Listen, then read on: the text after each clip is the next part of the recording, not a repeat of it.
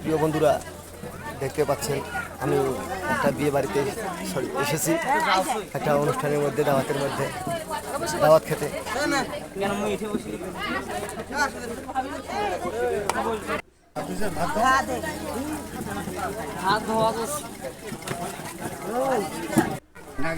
চমৎকার ভাবে কাজ চলতেছে।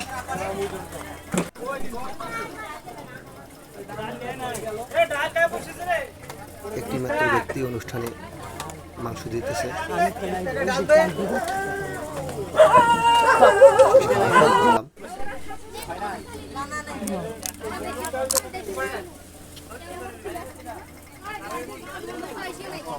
চারদিকটা একটু দেখেন।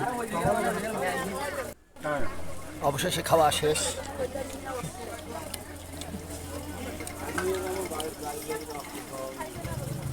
কি যে খেলাম, কেমন খেলাম ঠিক বলতে পারতেছি না এই মুহূর্তে।